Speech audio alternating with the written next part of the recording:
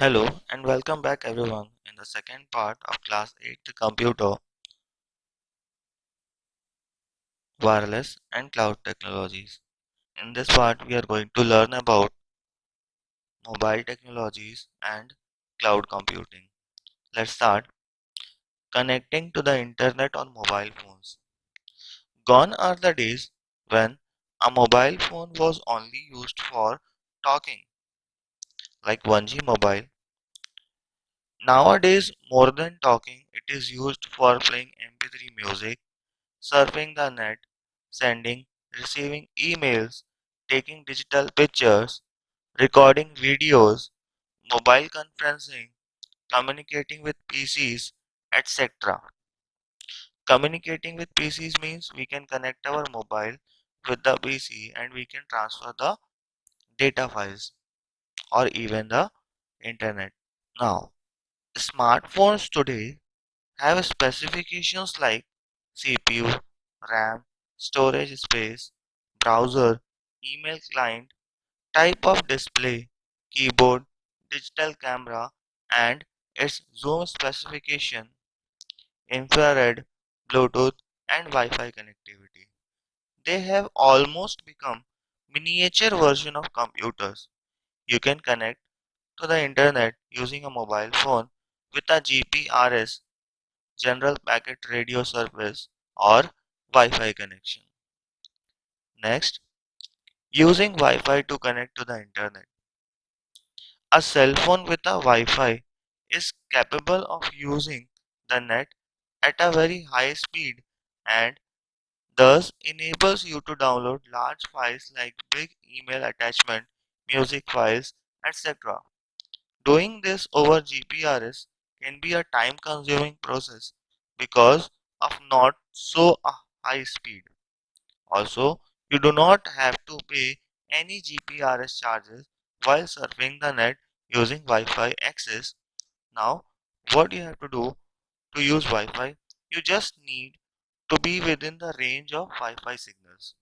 Okay, I hope you understood this. Next one is mobile broadband. Now, I hope that you know about mobile broadband, the same which you are using. Okay, so let's read.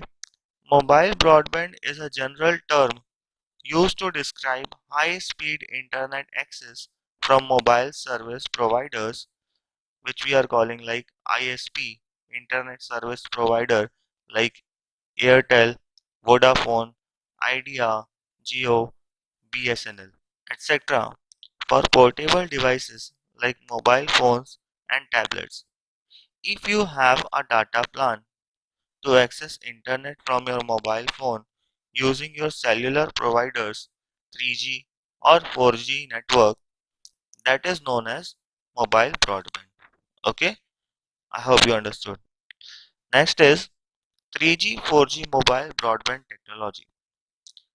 Third generation 3G network enable network operation to offer user a wider range of more advanced services like wide area wireless voice telephony, video calls and broadband wireless data all in a mobile environment. 3G is considered a high speed or broadband mobile internet access and in future 3G networks are expected to reach speeds of more than 2 Mbps. 4G which we are using nowadays. The 4G networks have very standard of speed maybe 500 times faster than 3G and connectivity to enhance web communication and connection reliability. The functionality of 3G and 4G broadband technology is same, but the difference is the speed and the more frequency which is used in different generations.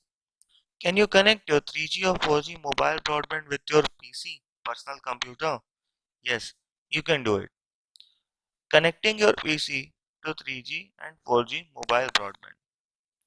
You can buy a 3G or 4G USB modem, which is also known as dongle, which will fit in USB port of PC and For the decided data plan and service charges, you can access the internet. Some of the companies which provide USB dongles are Tata Photon, Airtel, Reliance, and many more. So let's come to the next part, which is cloud computing. As you can see in the image, cloud computing are of different types: private cloud, public cloud, and hybrid. And you can see some more images like server, storage, mobile, application, and database. Now we are going to talk about these all things in detail. Let's read what is cloud computing now. So cloud computing is internet computing, where cloud is the term used for the internet. Cloud means internet. It is an internet based computing whereby shared resources, software, and information are provided to the computer and other on demand. Now, as you can see in the image, in cloud computing, we can store anything. Now, what all things you can store? You can store any application, any database, and you can use it from anywhere by using a electronic device and by the help of the internet. Now, what are the advantages of cloud computing? The advantages of cloud computing are: people worldwide can access the cloud provided they have an internet connection.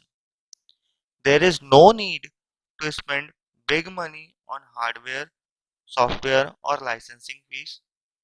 You can access anytime, anywhere, making your life so much easier.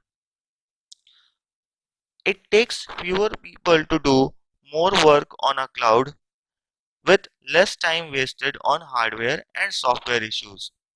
Yes, there is no hardware and software issue when you use cloud computing.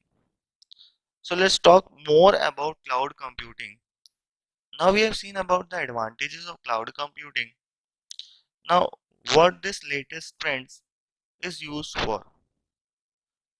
Cloud, we know it is known as internet. So cloud storage. Cloud storage is a term that refers to online space that you can use to store your data.